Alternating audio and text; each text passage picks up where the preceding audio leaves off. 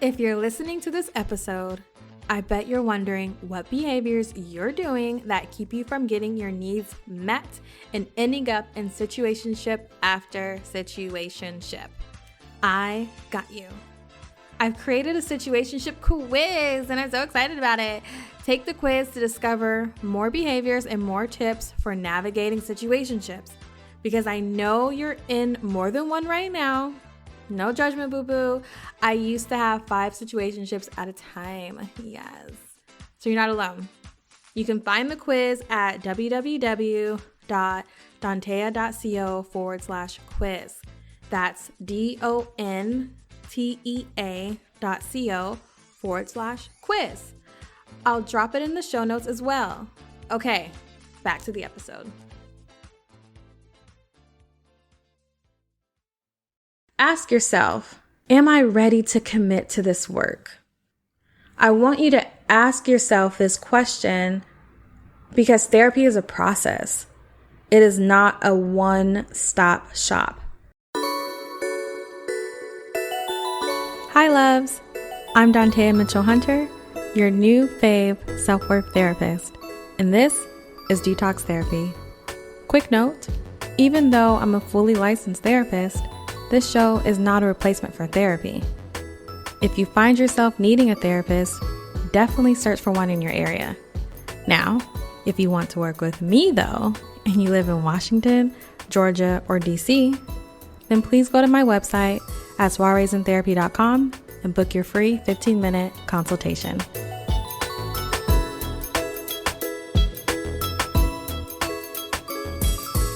Okay, welcome to the new year, loves. Celebration. I'm excited for this year, and I also, I also can admit that it feels a little morbid planning for the year because with COVID and everything, all the variants of COVID, I really don't know what to expect. And I still love to dream. I just do. I love to take risks and hope for the best, really.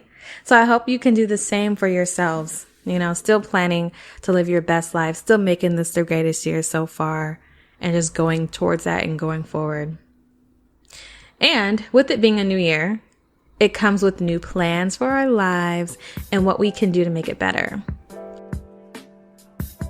So a lot of you have asked how to find a therapist. Even in my inner circles or random interactions with strangers, there was someone at a liquor store a few weeks ago who was asking me this, how do I find a therapist? The question is always how do I find a therapist? What are the steps? So I decided to dedicate an entire episode to answer this question. These questions. It may be a 2-parter. We'll see. We'll see what happens. This is an episode entirely dedicated to a step-by-step guide on how to find a therapist. Also, by the way, as I'm talking about all the steps, I'm going to be using the word therapist interchangeably with clinician. It's just what I do.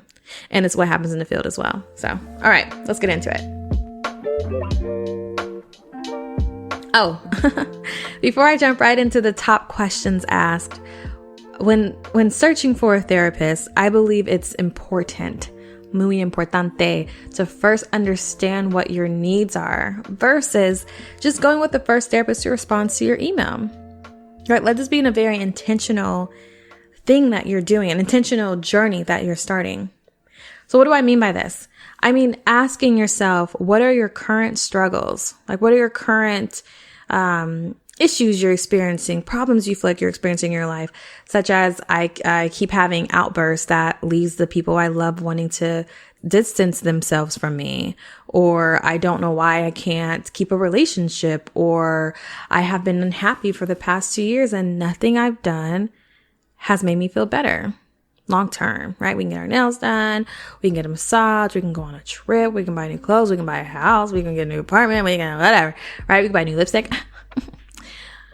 And it's a moment of happiness. It's a moment of things are good. And then all of a sudden, here we are again, crying into our pillow at night, putting on the fake smile, right? So none of these things had made you feel better long term, right? That's something that could be a sign like, oh, okay, that's something I want to be working on.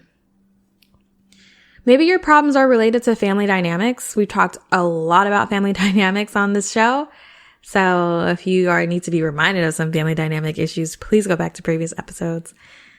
Maybe the problems are around self-worth, work, self-esteem, sexual trauma, anything of the sort, really. Once you identify the problems you would like to be resolved, that's when we begin the search process. So you don't have to be like, okay, these are the exact things I got to talk about. I just want you to have something in mind. Just something in mind, right? Okay. So step 1, determine if you want to use insurance or private pay. Okay. Private pay means you will be paying out of pocket up front for your sessions. This is important to determine first because it can save you time during your search, okay? Something else I want to mention about using insurance versus private pay. So if you only want to use insurance, right? Like, nope, gotta use insurance. So if that's the case, you can filter your searches, and I'll talk more about searches later on. You can filter your searches when you're looking online to show your insurance only. Like maybe you have Blue Cross Blue Shield, maybe you have Kaiser, maybe you have Medicaid, whatever that is. You click the button, there's usually a button, click it, and it only will show you clinicians who take that insurance. Okay. Also important to note, going through insurance can be quite taxing. There's just a lot of steps. There's just a lot of things, right? So make sure you reach out to your insurance agency and ask them to provide you with the list of therapists that are currently on their provider list. Things change all the time, and they would have the most updated list of people who are currently in network with them. So ask them for that. If they try to push back, be like, nobody, I need that list. Thank you. Some insurance companies now have dedicated a whole website to where you can just go to that website and it only shows clinicians that is in network as well. So by doing all of this, that should really help you narrow your search. Okay. Now, if you decide to pay out of pocket, you may have a more expansive list of providers to choose from. And a lot of times out of pocket, not all the time, sometimes out of pocket clinicians have much sooner availability versus using insurance. You might have to be like on a wait list, which, hey, if it's someone you really like, get on their wait list. Let's start somewhere. Step 2, ask yourself, am I ready to commit to this work? I want you to ask yourself this question because therapy is a process. It is not a one-stop shop. You will not be fixed in 1 hour. The healing process can happen over many sessions. I mean, think about it. The sadness you've been feeling did not just show up overnight, right? It has been there for years. So walking into a session and thinking the healing will happen overnight, it's just not correct. It's not possible. But trust me, if I could heal you in 1 session, I promise my fee would be upwards of $500,000, period. Like if I can heal it at 1 session, like what kind of magicalness is going on, right? So give it time. It's just going to take time. Some clients are in session anywhere between 8 sessions to 52 sessions and even more, right? It's think of it as a customized plan, right? Cannot guarantee you'll be healed in 4 sessions. I can't even guarantee 8 sessions. What I can say though, sessions are usually, depending on the modality too, which is that's another episode for sure. Depending on modality, it could be 8 sessions. It could be up to 52. It could be years, right? It just all depends on what you're needing, your therapist, all that kind of stuff. Okay. So during this process, regardless, you will need patience and the will to do the work that will be needed to reach your healing. Okay. So again, I want you to ask yourself, am I ready to commit to this work? Step 3. If you are looking for a therapist, therapists are considered licensed professionals, right? It will say license XYZ, right? So these professionals are trained to do deeper clinical work. Oftentimes, this work is designed to be long-term, which can take place over a few months, even a year. I'm talking about therapy in this moment.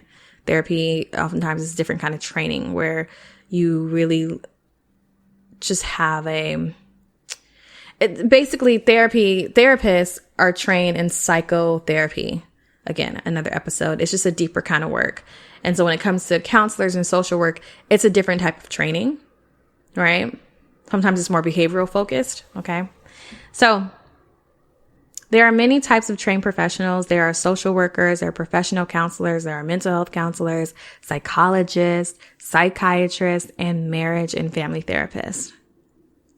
I'll say this. If you're looking for someone who sees the world through a systemic lens, right? Systemic meaning how things are connected to each other. Someone who will explore and can understand how family dynamics affects your adult decision making, then I'd suggest going with the marriage and family therapist. Now, am I being biased because I happen to be a marriage and family therapist? I mean, maybe. And I just know the training of my field. Now, that does not mean other trained professionals cannot do family systems work. In fact, I know a few very skilled social workers and professional counselors who are phenomenal. Like if they weren't my friends, I would definitely get therapy from them, like 100%. So what you can do, so if you can't find an available licensed marriage family therapist, ask your clinician, the person that you may be interviewing, ask them if they are trained in family systems. Have they gotten any outside credentialing to understand the family systems? Because that can happen too.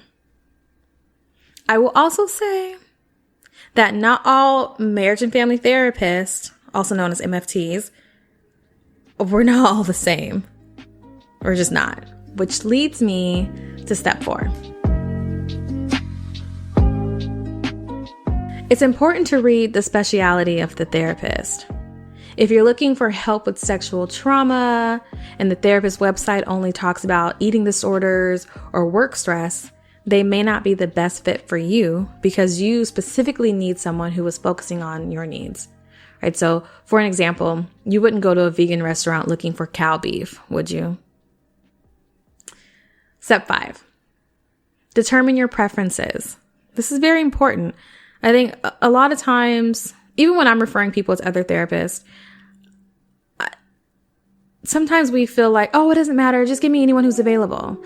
No, don't, right? I don't want you to do that. I want you to really think about what would you like to see either in the room, in the person that will help you do this really vulnerable work, right? So really think about your preferences. So like, do you want a man? Do you want a woman, non-binary, someone from the LGBTQIA plus community?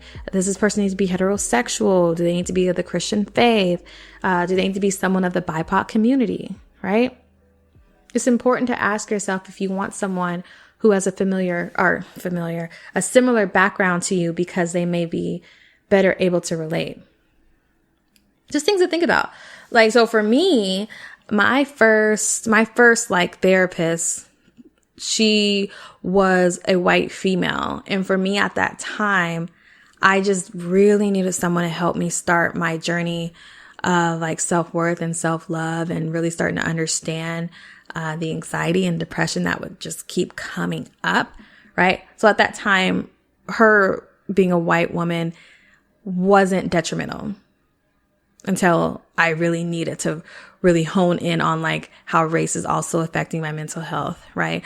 And so then I got a new therapist and she was a Black female, and that was really helpful for the work I needed to do in my life at that time with her. So preferences matter. Okay.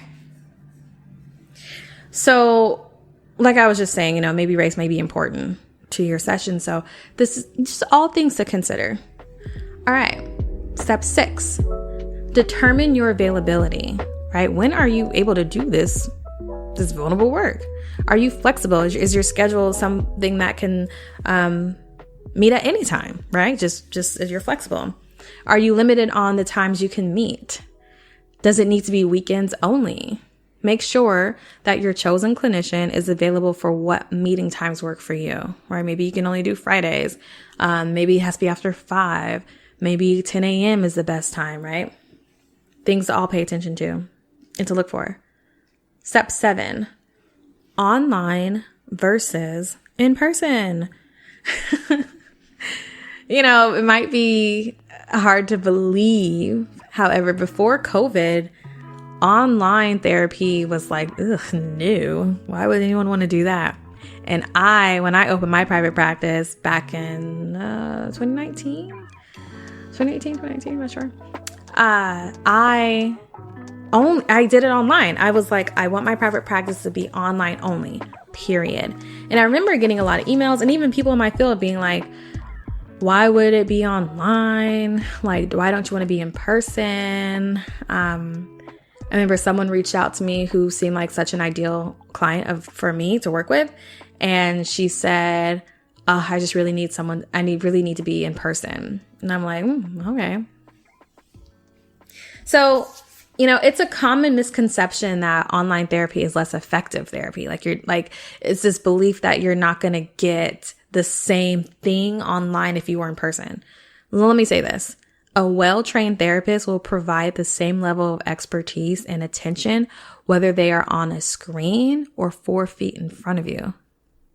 There are some cases where in-person sessions is best, such as like extreme substance abuse, high levels of suicidal ideations.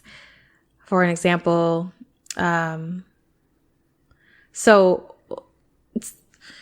So it just really depends on your needs and the needs of your therapist's preferences. Maybe they too only want to be in person. Maybe they too who knows, right? So just thinking about that for yourself. Do I really need it to be in person? And check that understanding for yourself. Is that because I feel like online is going to be less effective? Because like I said, someone well trained, it's not going to be a difference. Doesn't matter. Okay. Step 8. Where to search, right? Like, okay, Dontea, girl, you told me all these other background things, but again, how do I find them? Hello. Okay, here we go. I got you. Where to search? You can ask your friends, right? That's where I would first start. If you have friends who you can tell have grown in a very positive way, you see them glowing and healing and putting up boundaries and not dealing with toxic people and all that kind of stuff, right? I would ask them hey, who's your therapist? You can also ask your doctor or use any one of the free directories that list clinicians. So I'm going to name some of those. There's therapyforblackgirls.com. There's zencare.com, psychologytoday.com, therapyden, and multiculturalcounselors.org. Now, that last one I mentioned, that one is only Washington based. So there are so many directories out there. The ones that I listed are ones that I feel like do a really good job of filtering. And I think they're really helpful. So next, step 9. Schedule a consultation with your top therapist to make sure you two are a good fit. You want to see if you vibe with their energy. You want to listen to how they respond to your questions and if they really can understand your problem. Many therapists offer free consultations. So book one and have your questions prepared. Step 10. Questions for consultation. So it's important to go into a consultation because sometimes they're only 15 minutes. Sometimes they're 10 minutes. Sometimes they're even 30 minutes. There are some clinicians where it's literally 50-minute consultation. So, just being a little prepared, having questions prepared that maybe weren't fully answered on their website. So some of those questions could be, what is your fee? Are you accepting new clients? Are you fully licensed? So I mentioned license before. I just want to explain what that means. So license means they have completed all the credentials required to practice independently without a higher level therapist watching over their work. Right? So meaning like they can practice, they can do therapy alone. Like they don't need to have someone watching over them doing this work, right? Most times this means they completed 2,000 to 3,000 hours of clinical hours and passed the national exam. So there's a lot of things that's going on to get to the level of licensed. Step 11. If it's a match during the consultation, then schedule your first therapy session. Step 12. Celebrate that you've just booked your first therapy session and you are now one step closer to your healing. And step 13. Oh no, it's been 3 sessions and I'm not fixed yet. Okay. All right. So remember, therapy takes time, and determining if your new therapist is a good fit will take about 2 to 3 sessions. I highly recommend doing at least 3 sessions unless you get a very strong reaction, right? Like this person is not a good fit. You know, maybe they're trying to push their religious beliefs onto you. Maybe they are making implicit or explicit sexual advances towards you, or they might not believe in Black Lives Matter, things like that, right? And yes, all these things can happen, unfortunately, in the therapy room. So just know that you do not have to stay. You can discontinue with the therapist and you can let them know why it's not a good fit. You know, give them the reason.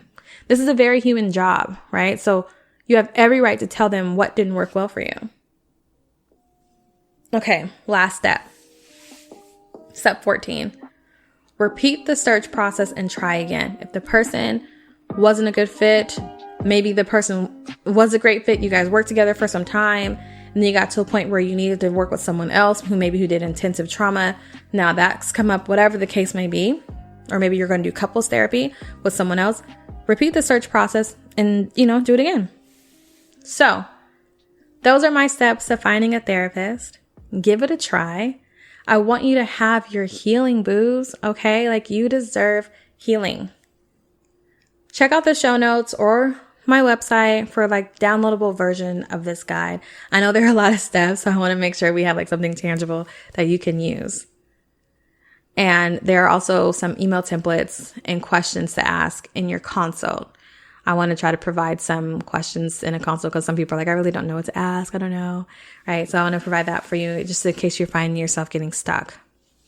So listen, you're not alone. Like I said before, I had to go through these steps a couple of times myself. And when I'm in a position again, when I find myself in a position again to want to work with a therapist, these are the exact steps that I take. Right. And so again, you deserve your healing. I want you to have that. And here's a way to start that. If you have any more questions about this, reach out to the show. Definitely can help answer questions around this. Okay. So, did you get all of that? Good luck on your search. And you got this. Until next time. Thank you, loves, for listening to this week's episode.